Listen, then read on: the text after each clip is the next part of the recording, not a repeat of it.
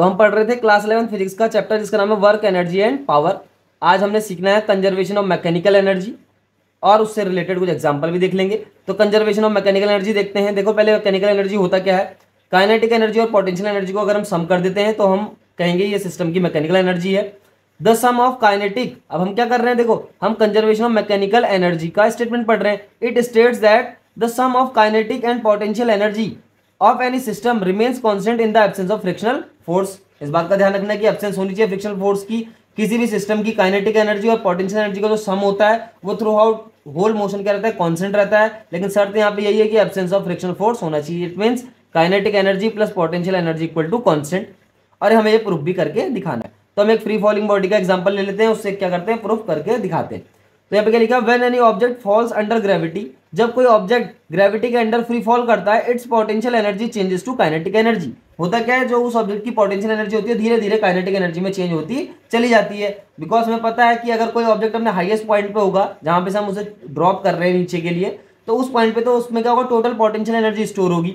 Because वहां पे कोई मूवमेंट नहीं है ऑब्जेक्ट में। लेकिन जैसे जैसे नीचे को आते चले जाएंगे, जैसे जैसे वो ऑब्जेक्ट नीचे को फ्री फॉल करता चला जाएगा, तो उसकी मूवमेंट बढ़ता चला जाएगा, यानी कि उसका स्पीड और वेलोसिटी बढ़ता चला जाएगा, और इसलिए उसका जो पोटेंशियल एनर्जी है ऑब्जेक्ट का काइनेटिक एनर्जी में चेंज होता चला जाएगा।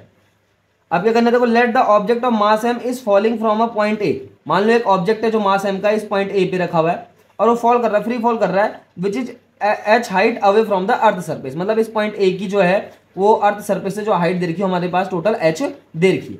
Initially the velocity at A will be zero. इस बात का ध्यान रखना है, इनिशियली जो ऑब्जेक्ट है उसका जो पॉइंट ए पे जो वेलोसिटी होगा, ये पॉइंट ए है, इस पॉइंट ए पे जो वेलोसिटी होगा जीरो होगा, बिकॉज वो वहां पे क्या है, शुरू में रेस्ट पोजीशन पे है।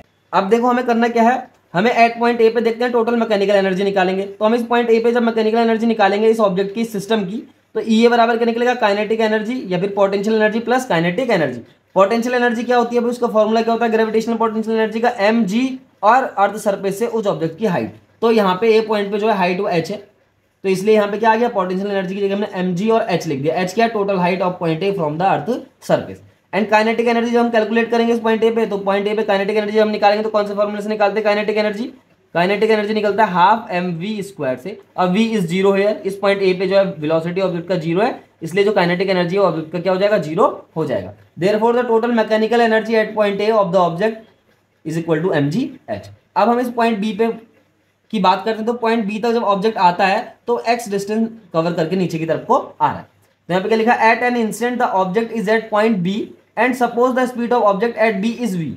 मान लो क्या कहते हैं, एट एन इंस्टेंट किसी टाइम टी पर ऑब्जेक्ट जो है वो पॉइंट बी पे पहुंच चुका है एक्स डिस्टेंस कवर करके, और उस ऑब्जेक्ट की बी पॉइंट पे जो वेलोसिटी है वो वी दे रखी है। इट मींस हम अगर अप्लाई करें थर्ड इक्वेशन ऑफ मोशन तो हम क्या निकाल पाएंगे, वी की वैल्यू निकाल देंगे। V square equal to U square plus two A S हमने अप्लाई कर दिया।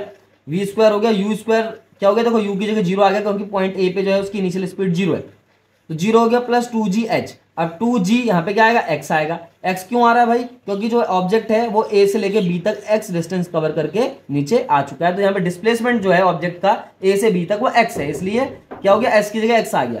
Therefore V square equal to क्या हो जाएगा, ये जीरो हो गया, two G X. Mechanical energy at B, अब हम पॉइंट बी पे क्या कर रहे हैं, मैकेनिकल एनर्जी निकालेंगे। तो पॉइंट बी पे मैकेनिकल एनर्जी कैसे आएगी, M G height from the earth surface. तो बी पॉइंट की जो हाइट है अर्थ सरफेस से वो कितनी हो जाएगी, H minus x, because total तो एच है और यहाँ से यहाँ तक एक्स है, तो एच में से एक्स माइनस कर देंगे तो बी पॉइंट की अर्थ सरफेस से हाइट निकल के आ जाएगी जो है एच माइनस एक्स। तो एच की जगह पोटेंशियल एनर्जी में एच माइनस एक्स आएगा, plus half M V square. अब बी पॉइंट पे वेलोसिटी हम निकाल चुके हैं, देखो वी का स्क्वायर निकाल चुके हैं, T G X, two G X रख देंगे, टू से टू कैंसिल हो जाएगा, तो ये हो गया M G H minus M G X. देखो एम जी एच को मल्टीप्लाई करा, एम जी एक्स को मल्टीप्लाई करा, इसी तरीके से टू टू कटा, एम जी एक्स बचा, एम जी एक्स इधर प्लस का हो गया इधर माइनस का कट गया, तो एम जी एच बच गया। कहने का मतलब यह है बी पॉइंट पे जो मैकेनिकल एनर्जी हमने सिस्टम की निकाली है वो भी एम जी एच निकल के आ गई।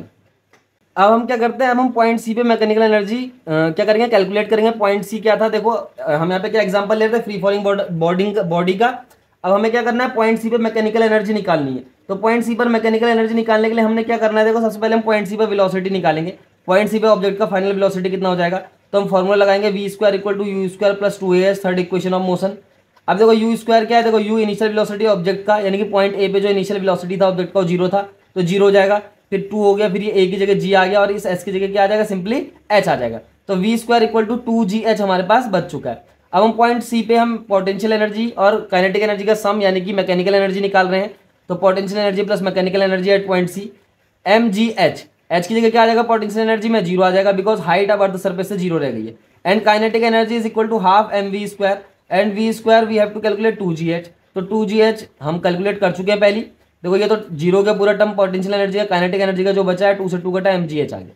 तो कहने का मतलब क्या है, पॉइंट सी पर जो मैकेनिकल एनर्जी आ गई है वो सिस्टम की क्या आ गई, एम जी एच। हमने क्या देखा यहाँ पे इस एग्जांपल में, हमने पॉइंट ए पे भी मैकेनिकल एनर्जी निकाली जो एम जी एच आई, पॉइंट बी पे भी हमने मैकेनिकल एनर्जी निकाली। देखो हमने क्या करा, पॉइंट ए पे मैकेनिकल एनर्जी निकाली थी एम जी एच आई, पॉइंट बी पे भी हमने मैकेनिकल एनर्जी निकाली ऑब्जेक्ट की एम जी एच आई, और पॉइंट सी पे मैकेनिकल एनर्जी क्या आ गई, एम जी एच आ गई। इसका मतलब the mechanical energy of the system throughout whole motion of the object remains constant throughout the whole motion. तो E A equal to E B equal to E C, यही क्या है, conservation of mechanical energy भी है।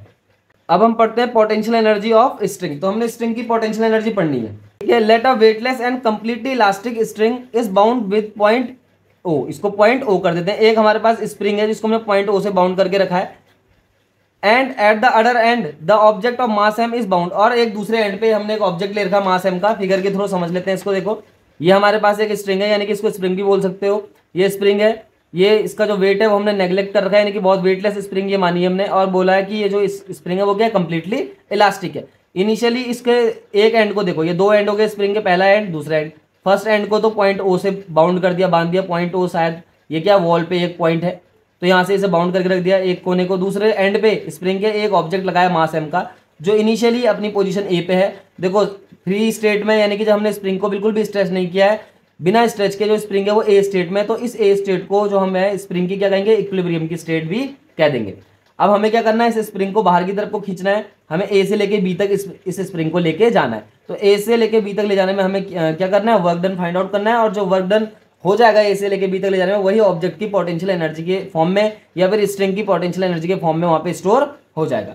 तो हम इस process को कैसे करेंगे, धीरे धीरे हम सबसे पहले एक्स डिस्टेंस दूर ले जाएंगे ए से। देखो ये ए इक्विलिब्रियम पॉइंट है, ये ए इक्विलिब्रियम पॉइंट हो गया।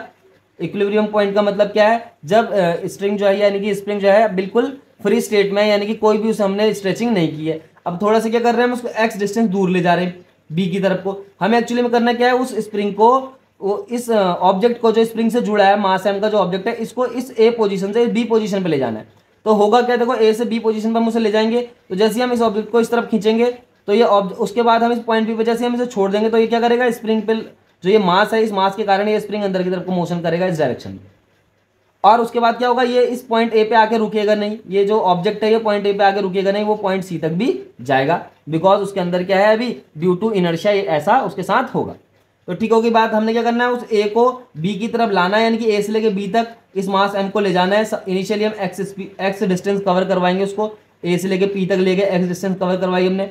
फिर क्या करेंगे उसके बाद थोड़ा सा डी एक्स डिस्टेंस और कवर करवाएंगे, और इस तरीके से वर्क हम फाइंड आउट यहाँ पे कर लेंगे। तो ये 3 फिगर है, इन 3 फिगर का ध्यान रखना। हमने क्या करा है, पहले इनिशियली यहाँ पे जो है स्प्रिंग जो है जिससे ऑब्जेक्ट मास एम का बंधा हुआ है यहाँ पे इक्विलिब्रियम की पोजीशन पे है, फिर हम उसे थोड़ा बी की तरफ को ड्रैग कर रहे हैं। तो बी की तरफ को ड्रैग करेंगे तो क्या होगा, हमने एक्स डिस्टेंस ड्रैग किया है, अभी ध्यान रखना है। जैसे हम इसे बी की तरफ को ड्रैग करेंगे तो इस स्प्रिंग में एक रीस्टोरिंग फोर्स जनरेट हो जाएगा, जो स्प्रिंग को अंदर की तरफ को खींचने का प्रयास करेगा। और ये जो रीस्टोरिंग फोर्स है वो इस डिस्प्लेसमेंट के क्या ठीक अपोजिट डायरेक्शन में, यहाँ पे ये भी साफ साफ दिख रहा है। ठीक होगी बात। और फिर हम उसके बाद क्या करेंगे, थोड़ा डी एक्स डिस्टेंस डिस्प्लेस करेंगे, और ये जो फोर्स है, ये जो रीस्टोरिंग फोर्स है, रीस्टोरिंग फोर्स कर क्या रहा है यहाँ पे, इस स्प्रिंग को अंदर को लाने का प्रयास कर रहा है, उसकी इक्विलिब्रियम पोजीशन में लाने का प्रयास करेगा। ये रीस्टोरिंग फोर्स ऑब्जेक्ट पे लगेगा, यहाँ पे भी लगेगा। देखो इस पोजीशन पे जब हम इसे ए से इस तरफ ले आए तो ये रीस्टोरिंग फोर्स इस तरफ लगेगा। अब मान लो ये ऑब्जेक्ट जो है यहाँ पे ना होकर ये ऑब्जेक्ट जब मूवमेंट करके, देखो जैसे हम इसे बी पॉइंट पे छोड़ देंगे, यानी कि इस बी पॉइंट पे लाके जैसे हम इस ऑब्जेक्ट को छोड़ेंगे तो ये अंदर की तरफ को मूवमेंट करेगा। मूवमेंट करते समय किसी टाइम पे वो इस ए और सी के बीच में भी होगा, बिकॉज ए पे आके तो रुकेगा नहीं, क्योंकि ए उसका इक्विलिब्रियम पोजीशन है, तो उसके बाद वो अंदर की तरफ को भी आएगा। तो किसी टाइम पे ये ऑब्जेक्ट जो है यहाँ पे होगा, और जब ये ऑब्जेक्ट यहाँ पे होगा तो इसका मोशन इस तरफ को होगा, यानी कि ए की तरफ को। तो क्या है, देखो रिस्टोरिंग फोर्स किस तरफ को काम करेगा, इस तरफ। अब रिस्टोरिंग फोर्स किस तरफ को काम करेगा, इस पॉइंट ए की तरफ को काम करेगा। ध्यान रखना है, हमेशा रिस्टोरिंग फोर्स जो है वो उसकी इक्विलिब्रियम पोजीशन की तरफ को ही काम करेगा। ठीक हो गई बात। अब हम इस डेरिवेशन को कंटिन्यू करते आगे, तो देखते हैं क्या लिखा है। Let a weightless and completely elastic string is bound with point O, तो पॉइंट ओ से हमने एक स्ट्रिंग को बांध दिया था। And at the other end the object of mass M is bound, और दूसरे एंड पे एक ऑब्जेक्ट मास एम का हमने बांध रखा है। Initially object is drag to point B from their original position. देखो जो उसके इक्विलिब्रियम पोजीशन है, उस इक्विलिब्रियम पोजीशन से उस ऑब्जेक्ट को पॉइंट बी तक हमें ले जाना है। Are restoring force F is produce due to elastic nature of string. ध्यान रखना है, इस स्ट्रिंग में क्या होगा, इस स्प्रिंग में क्या होगा, एक इलास्टिक नेचर के कारण उस क्या स्ट्रिंग की इलास्टिक नेचर के कारण उस पर एक रिस्टोरिंग फोर्स जनरेट हो जाएगा, जो हमेशा उस स्ट्रिंग में क्या होगा, इक्विलिब्रियम पोजीशन यानी कि ए की तरफ को डायरेक्टेड होगा। ऑब्जेक्ट रिटर्न्स टू पॉइंट ए, ठीक है, क्या होगा, देखो जैसे रिस्टोरिंग फोर्स यहाँ पे लगेगा, restoring force is produce due to elastic nature, और जैसे रिस्टोरिंग फोर्स उस स्प्रिंग पे लगेगा, object returns to point A, और ऑब्जेक्ट पॉइंट ए पे आएगा and goes to point C due to inertia. देखो ए तक तो वो पहुंचेगा ही पहुंचेगा, बी पहले उसने बी तक खींचा, बी तक खींचने के बाद वो ए पे आएगा उस पर रिस्टोरिंग फोर्स के कारण, लेकिन वो ए पे रुकेगा नहीं और वो पॉइंट सी तक चला जाएगा। ऐसा क्यों कर रहा है वो, अपने इनर्शिया के कारण, क्योंकि इनर्शिया के कारण वो अपने रेस्ट स्टेट में एकदम से नहीं आ सकता, उसे धीरे धीरे आना होगा। अब हमने यहाँ पे देखो ए सी और ए बी को हमने आर कंसीडर कर लिया था। Initially this object is direct to displacement X from A to P. अब देखो हम क्या कर रहे हैं, इस ऑब्जेक्ट को हम ए से लेके हमें फाइनल डेस्टिनेशन बी तक ले जाना है। तो सबसे पहले हम ए से लेके पी तक ले गए, उसे एक्स डिस्टेंस हमने कवर करी। तो देखो एक्स क्या था, हमने कुछ इस तरीके का चित्र था हमारे पास, चित्र को दोबारा देख लेते हैं। एक्स जो है क्या है, वो आउटवर्ड डायरेक्शन में, और फोर्स जो है देखो इनवर्ड डायरेक्शन में। तो फोर्स और डिस्प्लेसमेंट दोनों के दोनों अपोजिट डायरेक्शन में। तो इस तरीके से यहाँ पे लिखा है force directly proportional minus x. Minus x क्या है यहाँ पे, माइनस एक्स क्या है, डिस्प्लेसमेंट। देखो एक्स तो यहाँ पे डिस्प्लेसमेंट होगी, माइनस साइन क्या दिखा रहा है कि displacement and force restoring force are in the opposite direction. तो ठीक होगी बात। जैसे हम यहाँ पे प्रोपोर्शनल साइन हटाएंगे तो क्या होगा, देखो एक कांस्टेंट जोड़ेंगे के, जिसको हम क्या बोलेंगे, spring constant. Negative sign shows displacement and restoring force are opposite to each other. Negative sign यहाँ पे क्या शो कर रहा है, displacement and restoring force are opposite to each other. अब हम स्मॉल वर्क डन निकालेंगे। देखो अब हमने क्या करना है, हमने थोड़ा डिस्टेंस dx और डिस्प्लेस करना है। हम ए से लेके बी तक उसको हमने ले जाना है। मैंने बोला ए से लेके बी तक ले जा रहे हैं, पहले हम ए से लेके पी तक ले गए एक्स डिस्टेंस कवर करके, उसके बाद हम उसे थोड़ा पी से थोड़ा आगे की तरफ ले जाएंगे dx डिस्टेंस कवर करके। तो dw कैसे निकल जाएगा, f और dx। वर्क निकालेंगे तो work equal to force into displacement हो गया।